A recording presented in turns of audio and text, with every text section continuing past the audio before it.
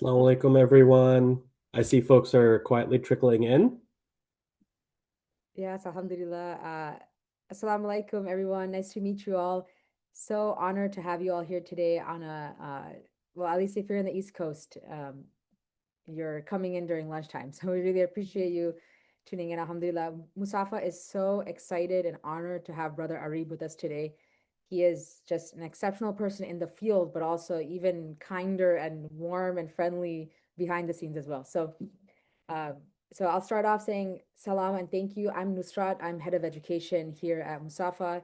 And so we are invested in trying to help all Muslims and non-Muslims alike learn more about halal investing, learn more about investing in general, about finance, about budgeting, about financial management, all the emotions associated with that, but also strategy. And so this series is really an opportunity for you all to ask us questions. You have an expert here who can help you with budgeting, who can help you with um, everything in that department. And so I'll share a little bit about Brother Areeb, and then everyone, please in the chat, maybe you can tell us where you're coming from, which part of the world, and maybe what time it is there. And then Areeb will share a little bit about himself. He has a few slides. I'll ask him some questions that from myself, but also questions that you guys all put in the form when you were signing up, and then we can open it up to live Q&A. Awesome, Canada, 12 p.m. Great, mashallah. So Brother Areeb Khawaja, he's a financial services professional and financial literacy educator who helps Canadian Muslims build confidence and clarity in their personal finances. So he has a background, mashallah, in engineering, design, and technology, and he brings a human-centered approach to money education. So he makes financial concepts simple, relatable, and aligned with Islamic values. So he has guided many individuals and families through budgeting, debt management, investing, long-term wealth planning. And his mission is really to help young professionals and growing families achieve financial stability, reduce stress, and build healthier financial futures with integrity and peace of mind. So we, he's going to be talking about the X curve, and we had some questions and intrigue and interest about what the X curve even means. So, Brother Reed, would love if you can take over, share a little bit about your background. You can go ahead and share some of your slides, and then leave a little time for me to ask some questions to you. Uh, Assalamu alaikum, Nusrat. Assalamu alaikum, everyone. Firstly, the honor and privilege is all mine to join you today on this webinar. I have been such a fan of the Musaffa platform ever since I met Brother Anat at the ICNA convention earlier this year. And subhanAllah, you guys are doing such an incredible effort of educating the Muslim community in terms of what is halal and providing them options too for investment purposes as well, especially because there's such a lack of knowledge and access to resources for our community to understand, what is halal. And I'll talk a little bit about why investing is important and all of those financial concepts, but I'll share a little bit about myself first, and I'll share my screen here. Are you folks able to see my screen, Nusrat? Yes, perfect. Yes? Awesome. So, as Sister Nusrat mentioned, my name is Areeb. I come from an engineering background. I don't come from a finance background. I studied electrical engineering at McMaster and followed that up with a master's in engineering design and graduated in the midst of the worst job market in Canadian history in the middle of the COVID-19 pandemic. And once I graduated from there, I was fortunate to be a part of TELUS and I currently work there as a product manager. And why I tell the story is because I find it interesting that after 25 years of education, nobody had sat me down and spoken to me about budgeting, about personal finance, about investments. And I was, very surprised at the end of my first year working at TELUS. We have a performance bonus that is given out to the employees based off of their performance. And my manager at that time had said, "Hey, Areeb, you should consider putting this money into your RRSP account, your registered retirement savings plan account." And I remember looking at my manager and thinking, retirement? Why are we thinking about retirement? Why are we talking about retirement? I'm just a year out of university. What are you even talking about? And then I looked at the options for investing.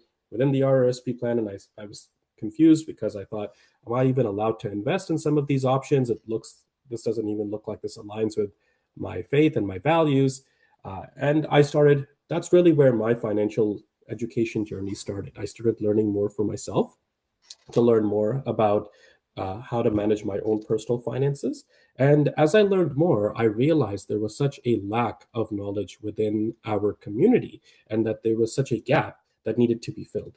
And to fill this gap, I got licensed with the Financial Services Regulatory Authority as a financial services professional.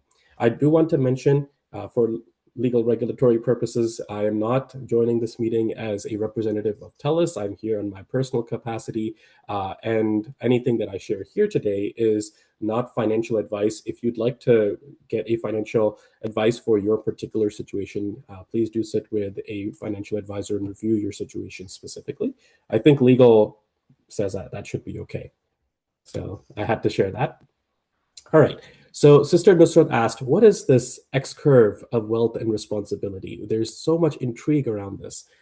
Well, it's actually a very basic concept. The idea is very straightforward, which is that earlier on in your career, when you just gotten maybe your first job, 25, 26 years old, 27 years old, you may have just gotten married, right? You at that stage of your life have more responsibility. You might have parents that you need to take care of. You might have just gotten a new house, right? You have to take care of your spouse, and you might be planning for marriage perhaps, or you might have younger kids to take care of. So earlier on in your career, you have more responsibilities, and at that time, you have less financial resources and assets available to you. As time goes on, you will have accumulated more assets, and your responsibilities will have gone down. You may have taken care of your parents, your children may have grown up, they may have gone to school already, and they might be working. You might have gotten yourself more established within your career, and generated some savings at that point as well. The important thing is to balance the wealth building with managing your responsibility, as we progress throughout our lifetime. And that is what proper financial planning is all about. It's never just about maximizing your rate of return. I know when we talk to a lot of people, they often ask me, "Hey, Areeb, like which stock should I invest in? Like which funds should I put my money into? Where will I get the highest rate of return? Which fund is going to be producing the best?" And it's never about that. What it should be about is balancing your responsibility and achieving your financial goals, and growing your wealth in a responsible way. Because if you try to just maximize your returns, right, and you invest in aggressive stocks, highly volatile stocks, you may end up in a situation where you may need to take money out to manage, to take care of some responsibility that you might have. And at that time, when you're taking that money out, you might be in a position where you're actually losing money. So proper financial planning is all about balancing your responsibilities with your wealth building journey. And we have this concept called the wealth formula, the engine of wealth creation. And what this is basically, if you want to calculate what wealth is, the formula for wealth, it's just money plus time multiplied by the rate of return, which could be positive or negative, right? Minus inflation and minus taxes. So my question to you folks is, and you can put this in the chat, out of these elements here, out of all of these variables, money, time, rate of return, inflation, and taxes, what do you think you can actually control? And Sister Nusrat, feel free to chime in there as well. Take a wild guess, folks. Do you think we could control inflation? Probably not, right? These are macroeconomic factors that affect inflation. Can we control taxes?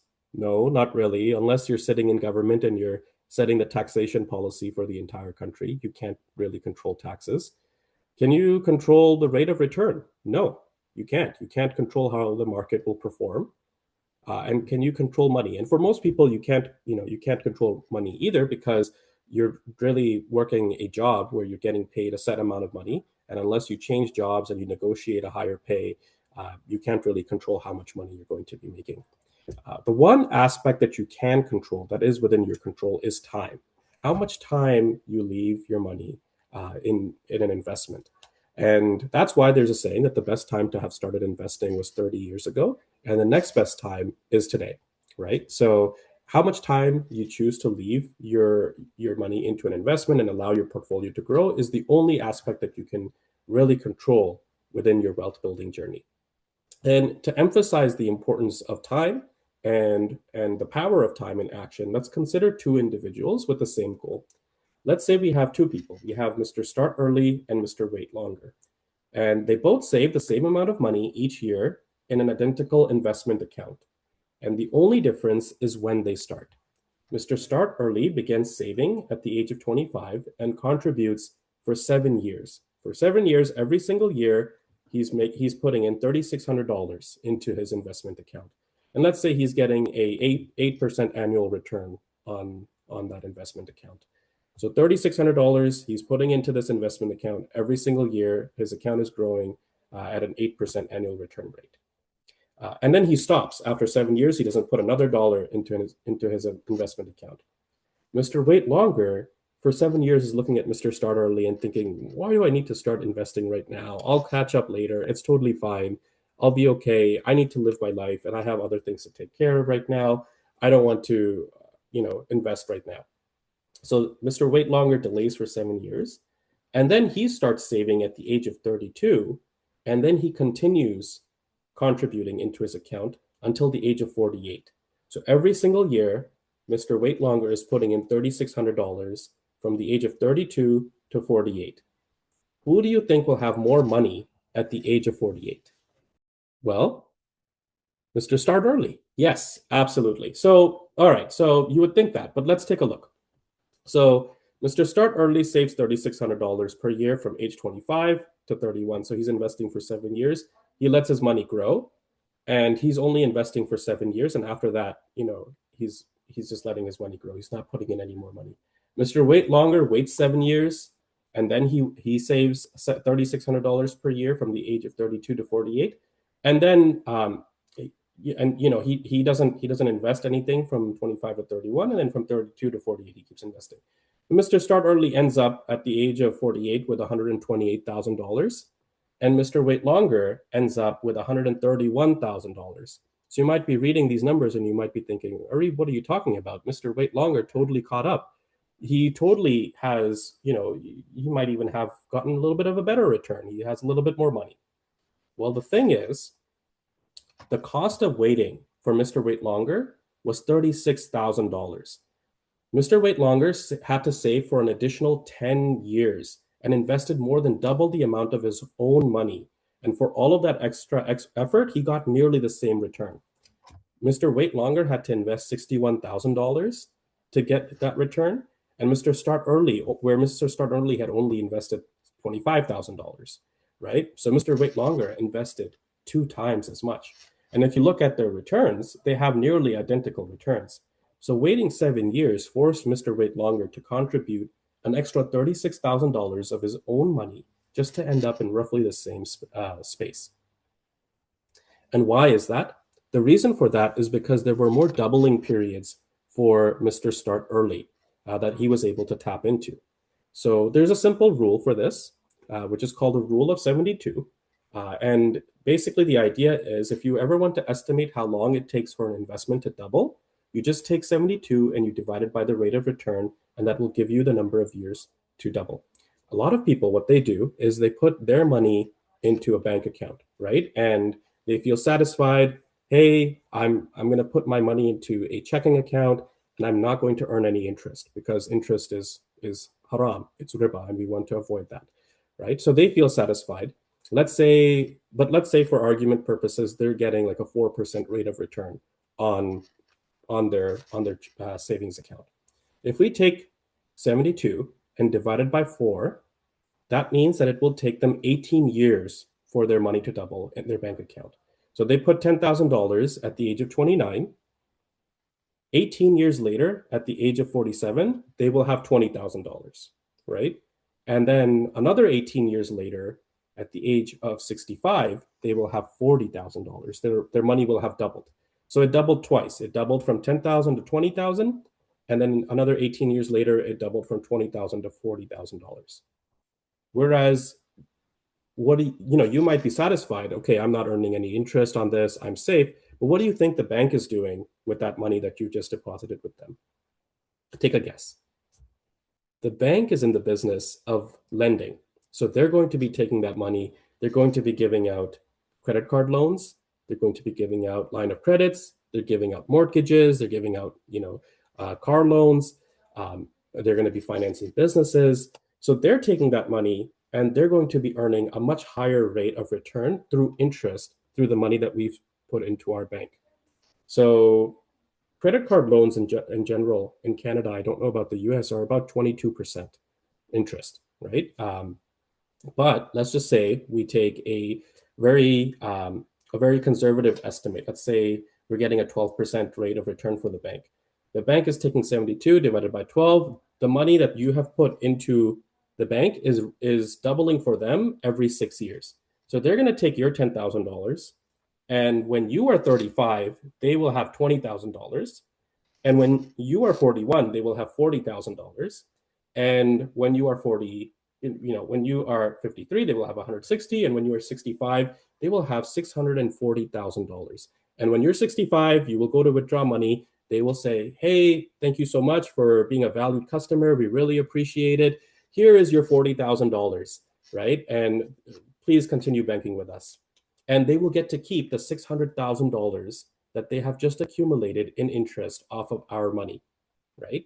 So the important thing for us as Muslims is to find better ways to invest and manage our finances. And that's an out of the riba economy, out of the riba based system, because even if we aren't earning riba and accumulating riba by leaving our money in the bank, we're still contributing to that riba based system. And that's where halal finance comes into the picture. So, halal finance is a system that's built on ethical principles.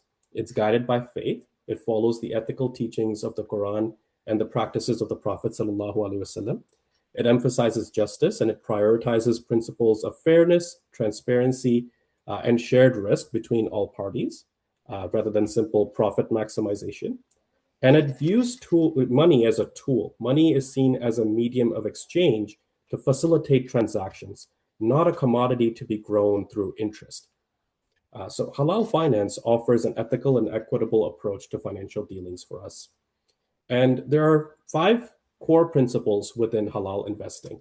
One, they have to be asset backed. So investments are based on tangible assets and real economic activity, not purely speculative instruments. There has to be an element of risk sharing. Both the investor and the entrepreneur share in the potential profits and losses of a venture.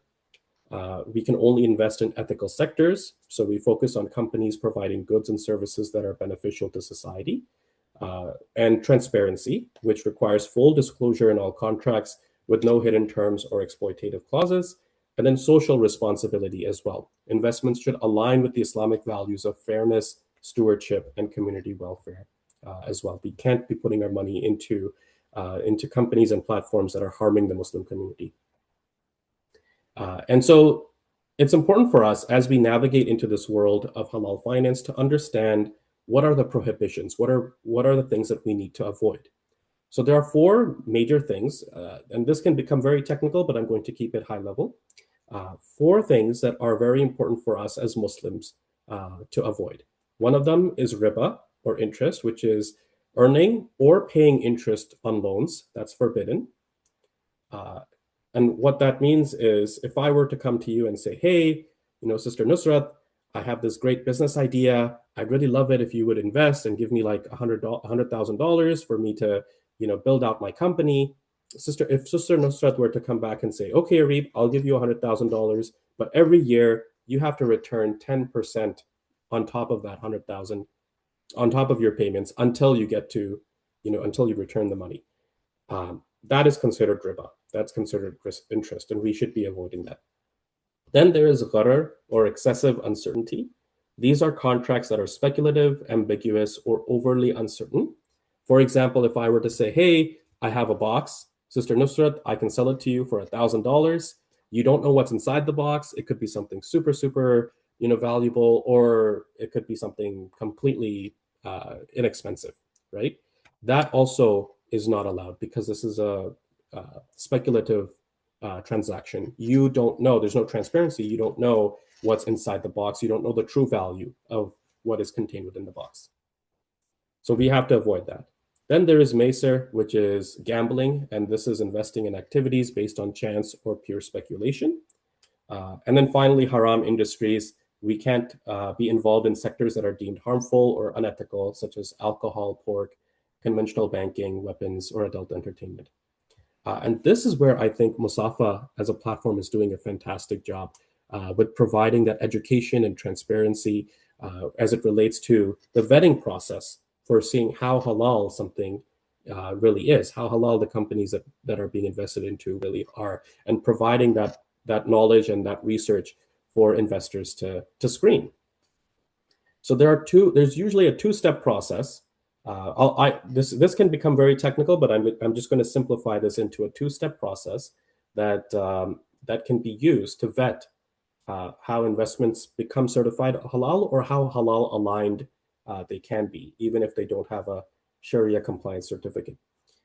Number one is a sector screening. So we see we see where, which industries these companies are performing in. So we have to exclude companies that are deriving significant income from prohibited industries such as conventional banking and insurance, alcohol, pork, gambling, adult entertainment, weapons, and tobacco. And then after we filtered for these, we look at our financial ratio screening. And there are lots of different standard setting bodies across the world that provide that financial analysis, financial ratio um, for different companies to use to determine if they're halal aligned.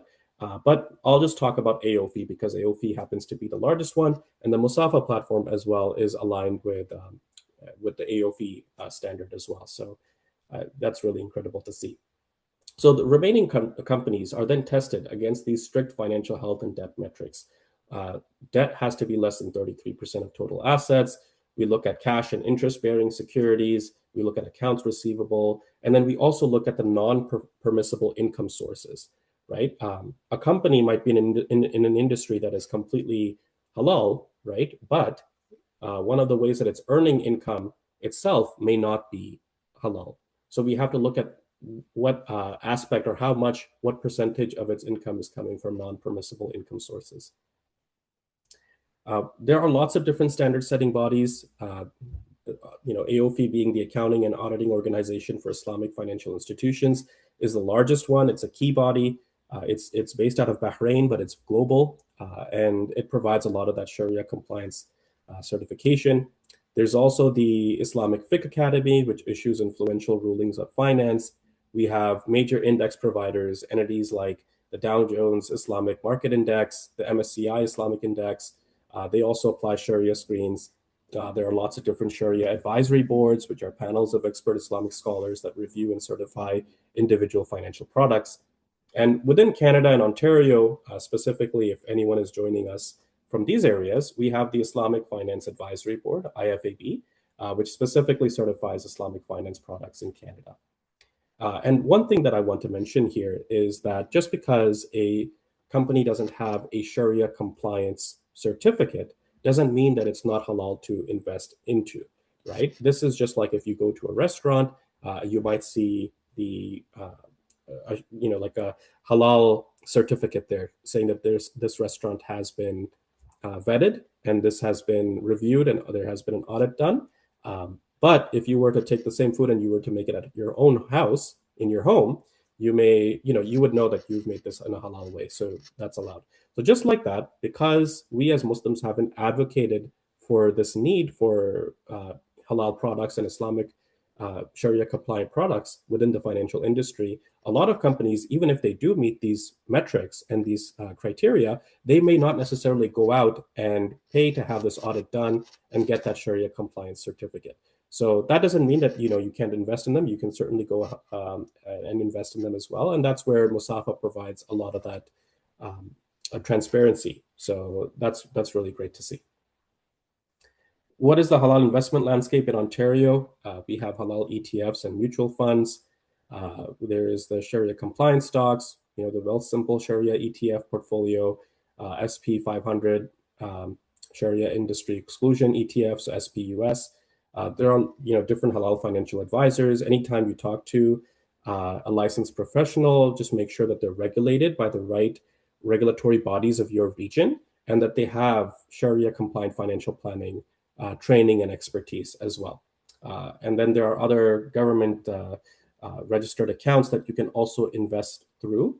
The important thing to understand, for example, in Ontario, we have the RRSP and TFSA. In the US, you have the Roth IRA and the 401k. The important thing to understand is that these are government registered accounts. On their own, these accounts don't become halal or haram. What you invest into through the accounts is what will determine if the investment is halal or not. So it's important for you to look into the investment. Sometimes people will just leave their cash into these accounts, but then that's just cash. You're just treating it like an account and it's not really doing anything. So it's important to also invest it. Think of it like a bucket, right? What you choose to put inside that bucket is what will determine if the investment is halal or not. And then I'm going to close off this presentation with a quick 7-step journey to financial well-being. One of the things that holds a lot of people back from starting off on their financial journey is this anxiety with facing their finances. And they feel like, oh, if I start looking at the numbers, I'm going to start, I'm not going to feel very good about it. So let me just avoid looking at the numbers altogether. And that's something that we as Muslims should avoid because our finances and our money is an amana, right? This is risk that Allah subhanahu wa ta'ala has given us. And on the day of judgment, there are going to be 5 questions that all Muslims are going to be asked. And 2 of them relate to our finances, right? How much money, how did you earn your income? And how did you spend your income? So these are things that we should be very careful about. So we need to gain a complete picture of our financial health, honestly assess our income, expenses, assets, and liabilities to know exactly where we stand. We need to clear the path by eliminating high interest debt first. So if you have credit card loans that are charging you way too much, like 22% interest, please try to get out of that as soon as possible, because you're going to end up paying a lot more in interest than you would gain by investing into something else. Then you have to build your shield, create a safety net. So establish an emergency fund with 3 to 6 months of essential living expenses and keep it in a liquid, easily accessible account so that if anything were to happen, I mean, we live in a very volatile economic situation right now in a job market where people are having, layoffs, mass layoffs happening every other month. You never know what can happen. So it's important to have some money set aside in an emergency fund that can take care of your essential living expenses for 3 to 6 months. Try maximizing your employer perks, right? If there is a company match program, contribute to that so that you can get your employer sponsored, retirement plans, your employee share plans, and get that free money from your company. That's part of your compensation. Reach out to HR and talk to them about what sort of plans are available for that. Does your company sponsor like a company pension plan, an employee share plan? Maybe they have RSUs that are available. In the US, I know you have 401ks that they can contribute towards. Look into that and try to maximize that as much as possible. And then use your tax advantaged accounts to save on the taxes that that you're going to be paying. These are accounts that the government has provided to you. They've made available to you as facilities so that you can plan for your retirement. You can plan for buying a home. You can plan for major expenses like education. So try to take advantage of them and use them as much as possible. Reduce your burden by then addressing your low interest debt, and then try to identify where your financial goals are and try to achieve them so that you can lead a more fulfilling life. So I'll stop it there, and I'll turn it over to you, Sister Nusrat. This was my brief presentation on financial planning and the importance of investing early, and we learned a little bit about the X-curve concept of balancing wealth and responsibility. Thank you so much, Brother Reeb. absolutely incredible. I was actually sharing some of your slides with our own teammates, being like, you guys have to join because this is so nicely broken down. So thank you so much. Everyone, please, I see some people asking questions in the chat, but please feel free to ask us more questions, and even particular to your context. We can see how we can help here best. But so, Brother, I have a few questions. One being, so kind of aligned to what you were talking about within your presentation as well. But there's a lot of people who feel the fear. They feel like they need to start off with a lot of money before they can invest. It seems like almost every webinar I'm in, or many different groups I'm in, it's the emotion that's preventing people from just starting. It's the fear, it's the feeling like you don't know enough, have enough. Where do I start? Do I need to know everything to start? What would you say to those people that have those kind of apprehensions? I can completely understand where they're coming from because talking about personal finances isn't supported within our community. It's often seen as such a taboo topic, and for that reason, there isn't so much knowledge available. So I can totally understand why people feel anxious about talking about personal finances and when to start and how to start. But the important thing is to start, right? You don't need to have a lot of money. You don't need to wait to have a lot of money to get started with investing. The important thing is that you start because there is because of, as I mentioned, the power of compounding growth, which can happen with, you know, even a short amount of time. Just starting with something small and letting that grow over time will save you a lot more, of investing later down the line. Just as we saw with the cases of Mr. Start Early and Mr. Wait Longer. So the important piece is to get started investing early and educate yourself. Ask your peers how they're managing their finances. Talk to a licensed financial advisor, right? And let's normalize talking about money within our community. As I mentioned, on the Day of Judgment, we're going to be asked about five things, and two of them have to do with finances. How did we earn our income, and how did we spend our income? Right? And if we don't talk about this, then we won't be able to educate ourselves on how to do it effectively. Thank you. That's such a good point. Um, I see that someone also asked a question of not everyone knows which stock to invest in. And this is where education is so key and how Musaffa plays a great role. So does Brother Areeb here.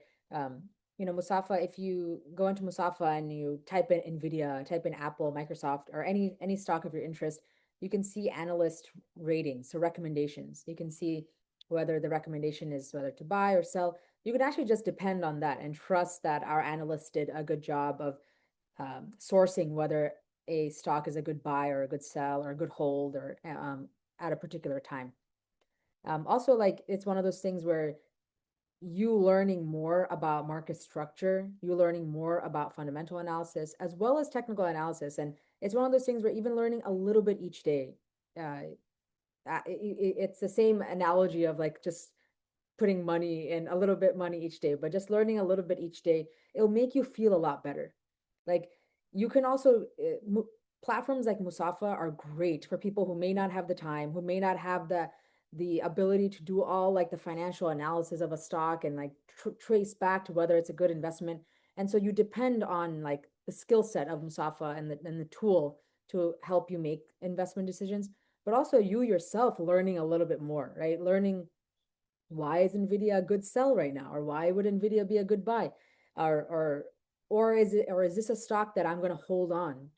Like I'm going to buy Tesla, or I'm just giving these stocks. I know that there's like ethical, there's like these ethical ethics related to these companies, especially in the last couple of years. But there are some stocks that you will buy and hold for a long time.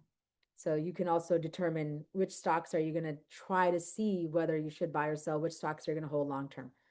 Um, 100%. And I love the Musaffa platform because it provides that holistic picture. It provides that financial analysis so you can see the performance of the stock over its time horizon. But then also it provides a compliance report, Sharia compliance review on a quarterly basis to be able to say, okay, like has this stock been always compliant. Every quarter, we're going to be analyzing its income and looking at where its income sources are, how much debt it has, what are the assets, things like that, and reviewing it based off of those things. So you can see the performance of a stock based off of how halal aligned it is, as well as its financial performance as well. Awesome. Thank you. So a few questions. One related to emergencies. So it seems like most of us are living paycheck to paycheck. And so this even concept of saving for an emergency fund or this concept of like I can barely buy my groceries and my rent and now I have to start investing and uh, most people need to use those few extra dollars for immediate needs. How would you approach that? Like how would you the conversation, that mindset shift? That's a fantastic question, Sister Nusrat. I think that it has a lot to do with our habits, our saving habits. You know, we live in one of the wealthiest countries in the world. Canada and the US happen to be, have one of the highest GDPs in the world. You know, we should be in a more financially secure situation. And what we found, statistically speaking, 86% of Canadians are living paycheck to paycheck, and they see this as normal, right? That's the issue. It's not so much that they can't live within their means, they absolutely can, but they have normalized this debt-based, credit-based culture, right? Where we'll buy something now and then we'll take it on our credit card and we'll pay for it later, not realizing the effect that paying that accumulated interest on these purchases can have on in the long term for their financial health. So I think a lot of this mindset that, oh, we're living paycheck to paycheck and we don't have money to save, or we'll save whatever we have left over, is inculcated into us at an early age, and it's something that we can train and learn to develop as a habit as well. It's interesting because we are willing to pay other people first. When we get our paycheck, we'll pay Netflix, right, for the subscription. We'll pay Starbucks for coffee. We'll pay, our utility bill. We'll pay, taxes, and we'll pay, for the groceries and for all the other amenities that we might have. But we're not willing to pay ourselves. So the important thing on your financial journey is to first learn to pay yourself first, right? And then after you've taken that out, then manage your the rest of your lifestyle and your spending habits, right? Is it more important that you pay yourself first, or is it important that you pay Starbucks first, right? Like there are little things that we can do to save on our investments and enable us to grow in a financially responsible way. These things might seem small right now, but as I mentioned with the case of the Mr. Start Early and Mr. Wait Longer, they can have very high compounding effects for our financial well-being. So I think it really comes down to habits. That's so interesting. Also, really like this idea of paying yourself. I never thought about that at all, like calling it that, because it is actually. Um, I was reading something about how, you know, us as a demographic, Muslims especially, historically, there's like this the spiritual part of it where we've unfortunately been hammered with this idea that piety means that you're poor or that you don't try to amass wealth. So then there's that one element of it. Then there's the element of just colonialization and about just how we've been treated historically and how often we've always thought of ourselves as more of a consumer, um, or we thought of ourselves not as builders or not as people who can own um, anything really, and because we've thought of like the dunya as something we let go and don't have that attachment to, right? So I have a I, lot I of think yeah.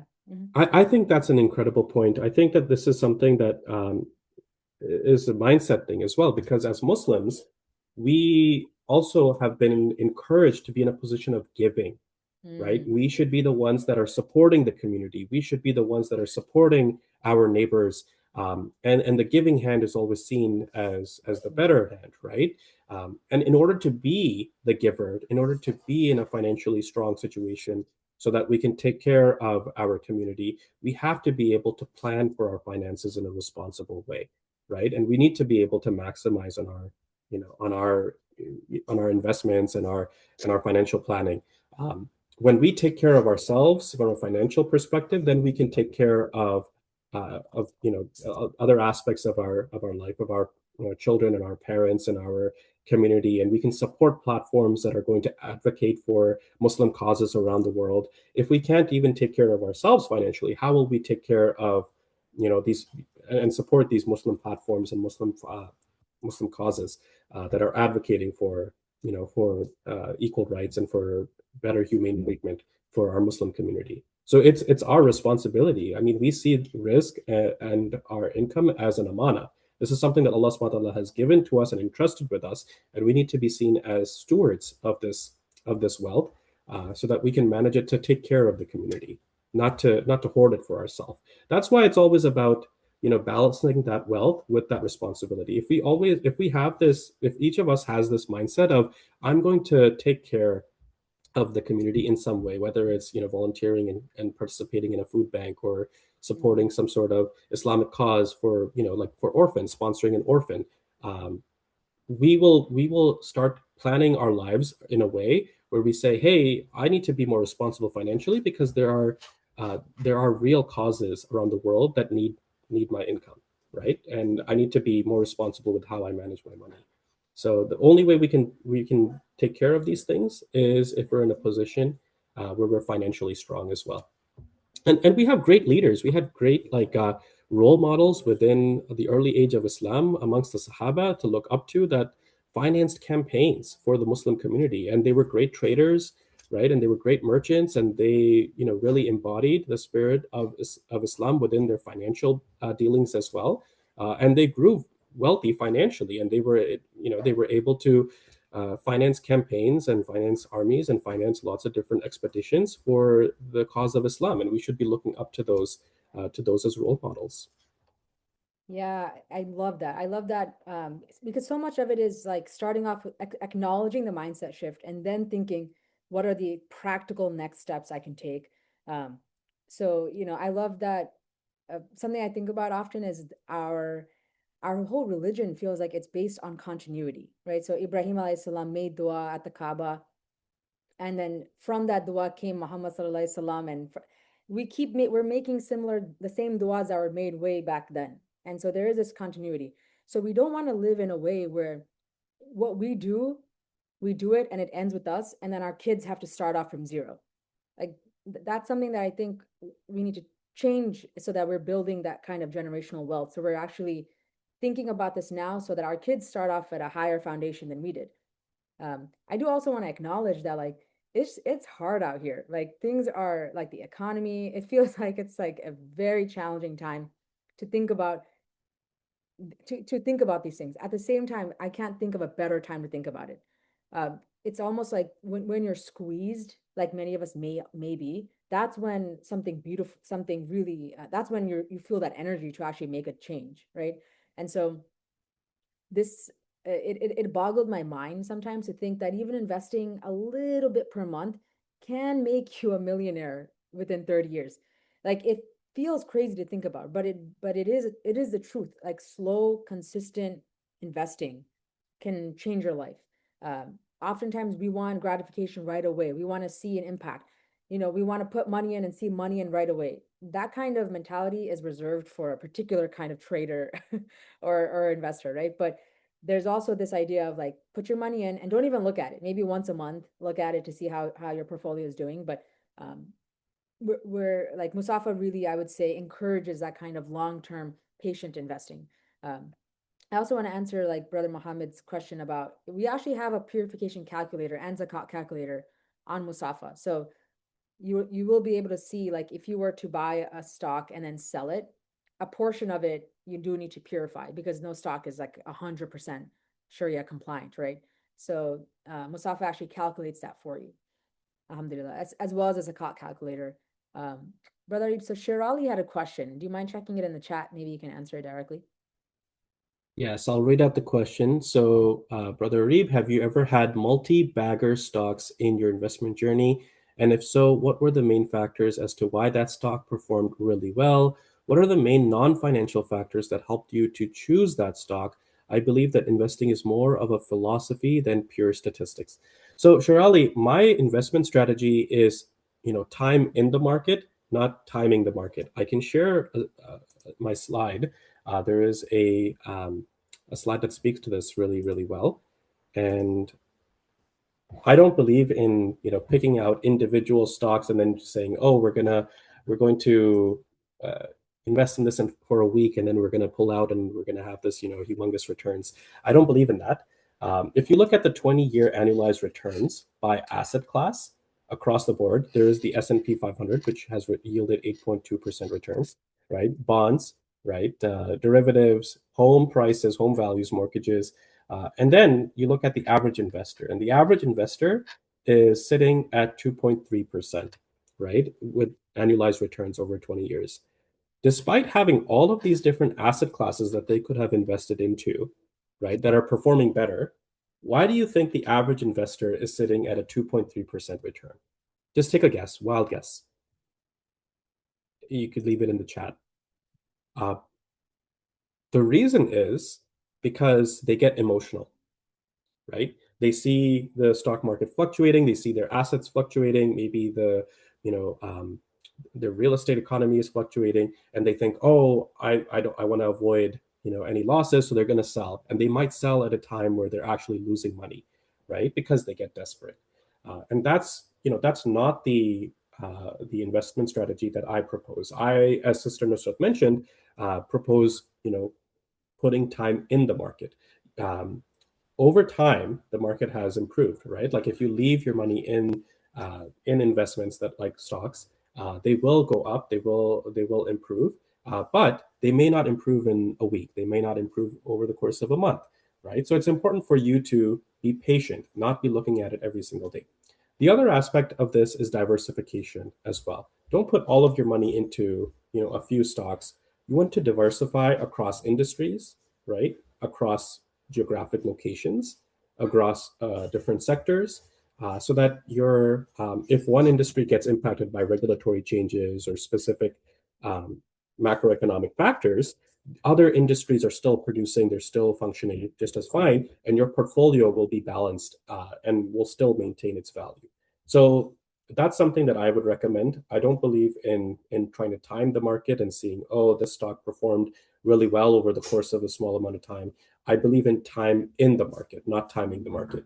And just going back to one of the reasons why the average investor has the least return is because they get very emotional with how they they choose to invest. I hope that answers your question, Shirali. Thank you. Yes, alhamdulillah. He said, awesome, really helpful. Thank you, brother. Okay, so I had another question about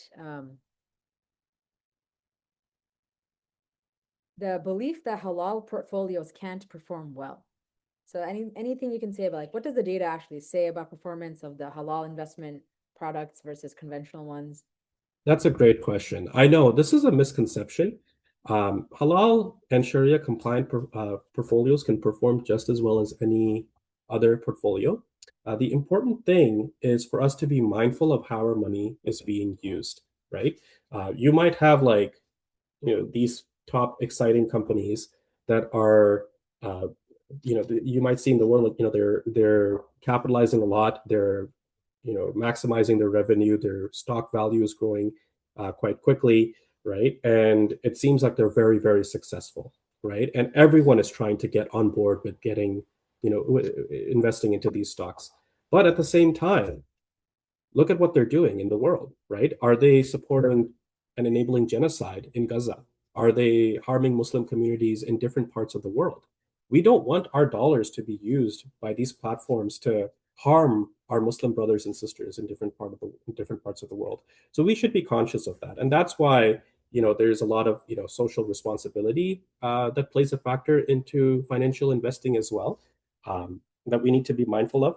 But I think that this whole concept that halal investments, Sharia compliant investments can't perform just as well as any other investment or less well performing is misplaced.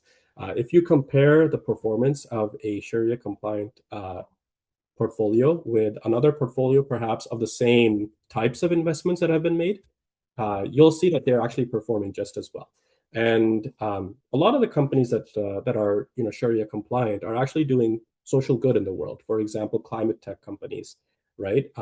Or health tech companies, right? Med tech companies. So putting your money into these investments at this time has actually historically yielded good results, because we see the industry and the world shifting towards these sectors as well. There's a greater demand for the energy sector.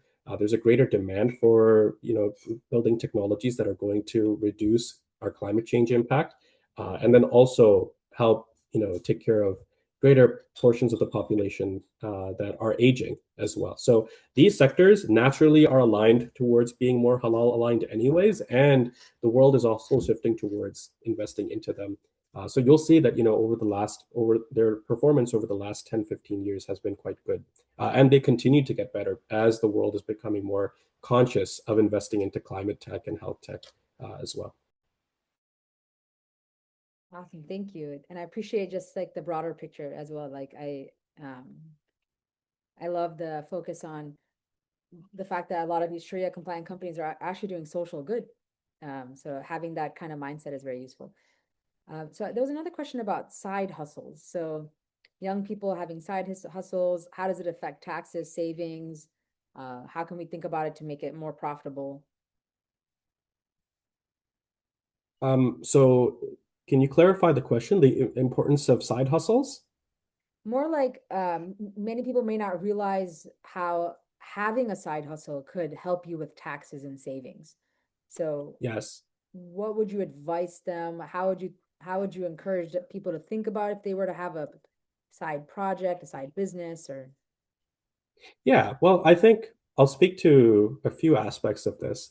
I think that having a secondary source of income is extremely helpful in this day and age, because, with the job market being the way that it is right now, there's no sense of job security for a lot of people, and there are mass layoffs happen. When you hear about, in the news, the mass layoffs happening every other month, you might think, oh, that could be me at any given time.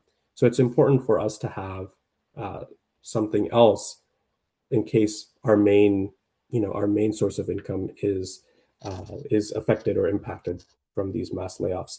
So I think having that is important. The other aspect of it is that you feel a little bit more mentally at ease as well, going about in your day to day, if you know that you have a diversified source of income, right? You know that you're not just dependent on one employer. So if you were to be let go, you're in a financially healthier position. You can continue paying, you're making your payments for your essentials, and get on with life until you find another main employer. So from a mental stability perspective, I think it's also helpful. The government has created lots of different programs for people. Like if you have an incorporation, you can expense things against that incorporation.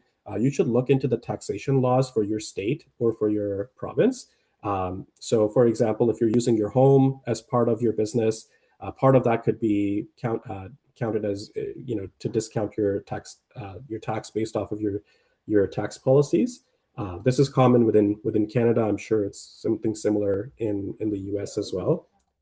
I'm not a tax expert, so you should consult with a tax preparer or an accountant to learn about the exact taxation benefits that you could get from having an incorporation or a side hustle or a business that can support you. But things like utilities, if you're working out of your home, you can expense your utilities towards this as well. The government does provide that facility to a certain extent.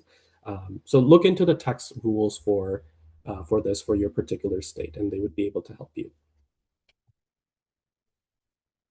thank you, brother Reeb. That's helpful to know, and especially about that if you have a one income stream and you're thinking about business or you're thinking about a side hustle or a gig, it's useful because it's also related to investing and how investing is also another way to help you with building an income stream. Actually, I was thinking about how I read a post recently and it was saying that 7 out of the 10 Sahaba who were promised Jannah, they were entrepreneurs. Like they were wealthy entrepreneurs. Also, the Sahaba Abdurrahman ibn Auf, he he didn't even get a job. He was like, show me the market. He was a trader. So thinking of these people and thinking of the significance of having, when I was younger, I ran this like tutoring center, and I made all the kids have a project that they were working on, like a side project.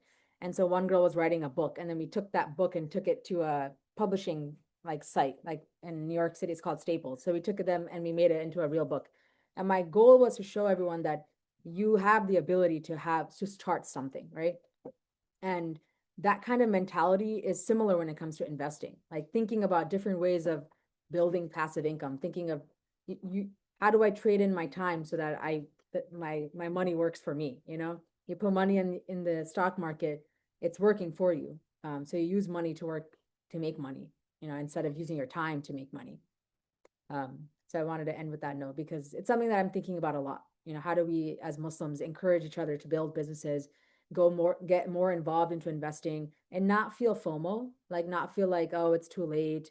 Everyone already has already so much more money than me. You just have to start. You're gonna I'm currently 30. If I don't start now, and I'm like, oh, it's too late, then I'm gonna inshallah be 40 and still didn't start, and might as well turn 40 and start, as opposed to being still having this fear at 40. So thank you so much for that inspiration. So we have about 3 more minutes. I wanted to ask if you had any closing remarks. How can people reach out to you? How you can help people? What you can provide your services. So anything you can share there. Yeah, absolutely. Firstly, it's been an absolute privilege joining you on the webinar today, Sister Nusrat. I appreciate the Musaffa platform. I think that the Musaffa platform is doing an incredible service for the Muslim community by providing this education and providing that research into halal and what is halal for these stocks and these companies.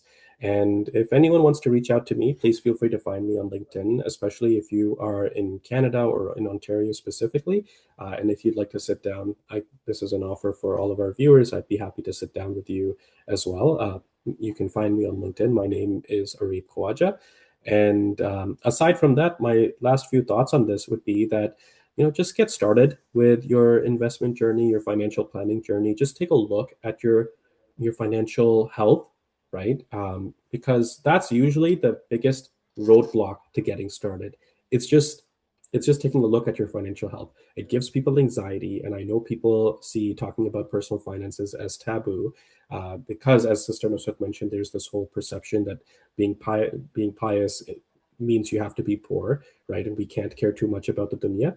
But think about it from the other perspective, right? Like if you're in a good financial situation, you can then take care of the community. You can then take care of your parents. You can take care of your children. You can take care of your neighbors, right? You can support Muslim causes that are advocating for human rights for Muslims around the world. You can sponsor an orphan. And the more that you give, my sheikh used to say, the more you give, the more you live, right? Because you're empowering other people as well to live a more fulfilling life as well because of the barakah that you've achieved through your giving. So, have that mindset of being a giver and of being someone that can take care of the community. And you can only be that way if you're financially responsible yourself. And again, I'll end off with, and I've said this, already. On the day of judgment, we're going to be asked 5 questions, and two of them have to do with our personal finances. How did we earn our money, and how did we spend our money? So let's be very conscious about that as as and it's responsible for Muslims. It's particularly important for Muslims to be responsible for how they manage their money, because we're seen as stewards for the community with this. And with that, I'll leave it over to you. Thank you so much. It was such an honor and privilege to have you here. Alhamdulillah. You broke it down in such an accessible way, and I love the slides that you made. So thank you so much. And I put your LinkedIn here so anyone can connect with you. But if anyone has any questions regarding Musaffa, how to use Musaffa, the tools, I put my email here. Um, Please feel free to reach out to me and we can have a conversation. All right. Thank you, everyone. Assalamu alaikum. Thanks, everyone. Assalamu alaikum. Thank you.